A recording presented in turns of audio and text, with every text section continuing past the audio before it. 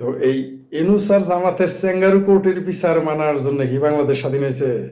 হ্যাঁ, ওই ইউনূস জামাতের চেঙ্গারু কোর্টের বিচার মানে কোন শালা বাংলাদেশে? কে মানে? কারা করবে এই বিচার? ভণ্ডামি করার আর জায়গা হয় না। উকিল একটা নিয়োগ দিয়েছে, মানে জামাতের গোলকিপার হয়েছে আওয়ামী লীগের গোলকিপার। সেই কোর্ট আমাদের মানতে হবে? এই উঠুল ইউনূস এই বিচার করার কে? বাংলাদেশে যদি শেখ হাসিনার বিচার করতে হয় কোর্টে হবে, সমস্যা নাই, করুক বিচার। কিন্তু সেই কোর্টটা কারা? জামাতের কোর্ট, ইউনূসের কোর্ট? ইউনূস এই বাংলাদেশের কে? সে তো এই দেশে নাগরিক না।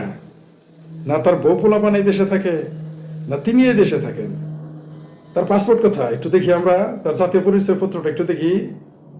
যার বাংলাদেশের এনআইডি নাই, জাতীয় পরিচয় পত্র নাই, যারা বাংলাদেশের পাসপোর্ট নাই, যারা বাংলাদেশের নাগরিকত্ব নাই, সেই ইউনূসের বিচার মানার জন্য আমাদের বইয়েই গেছে। বাংলাদেশের জনগণ অপেক্ষায় আছে যে ইউনূস কখন পালাবে, এবং এটাই সত্য। এই উঠুলো ইউনূস এসে বিচার করবে গৃহস্থে, পুরোই হাসি পাচ্ছে। সবচেয়ে হাসি আসতেছে যে অনেকেই এটাকে কেউ কেউ ক্যাঙ্গারু কোর্ট বলে না, আমি এটাকে ক্যাঙ্গারু কোর্ট বলতেও রাজি না। কারণ ক্যাঙ্গারু কোর্ট তো বসায় সাধারণত সেনাবাহিনীরা, এটা তো সেনাবাহিনীও করতেছে না।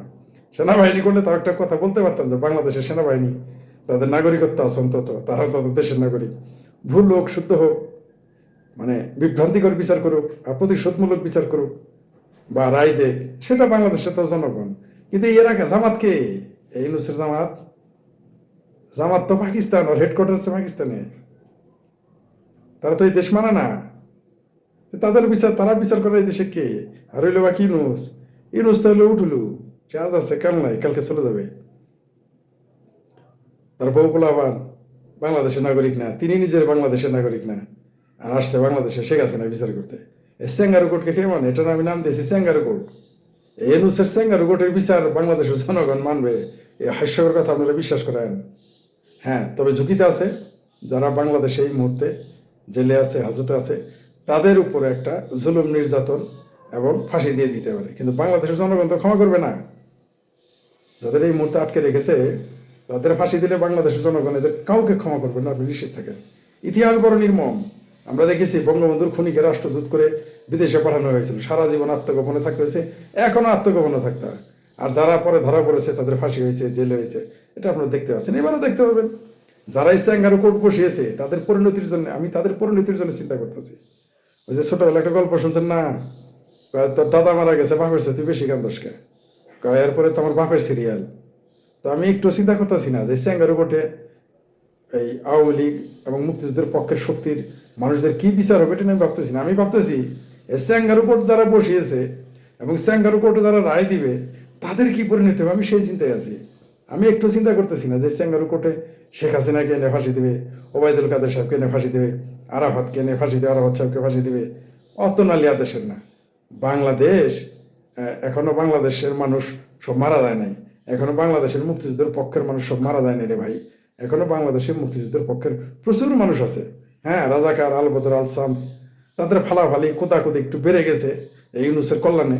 5ই আগস্ট না হলে জানতে পারতাম না যে বাংলাদেশে এত স্বাধীনতা বিরোধী জন্ম নিয়েছে, এটা আমরা জানতেই পারতাম না। ওরা 5 আগস্ট হতে ভালো হয়েছে, দুধ কা দুধ পানি কা পানি হয়ে গেছে। অনেক চেহারা, অনেক মুখোশের আড়ালে মুখোশ, মুখোশের ভিতরে আবার মুখোশ ছিল, শুধু মুখের উপরে মুখোশ না, মুখোশের উপরেও আবার মুখোশ পড়েছিল। তাদের আমরা চিনে ফেলেছি, সমস্যা কি? আসতে দেন না।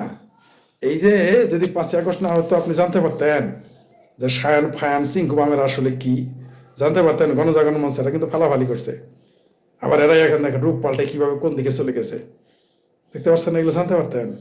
একটা সিংকুবাম চিনতে পারতেন? পারতেন না। এখন পরিষ্কার আওয়ামী লীগের ভিতরে লুকিয়ে থাকা জামাত হেফাজত চিনতে পারতেন? পারতেন না। এখন তো পরিষ্কার বাংলাদেশ এখন 2 ভাগে বিভক্ত, মুক্তিযুদ্ধের পক্ষে আর বিপক্ষে।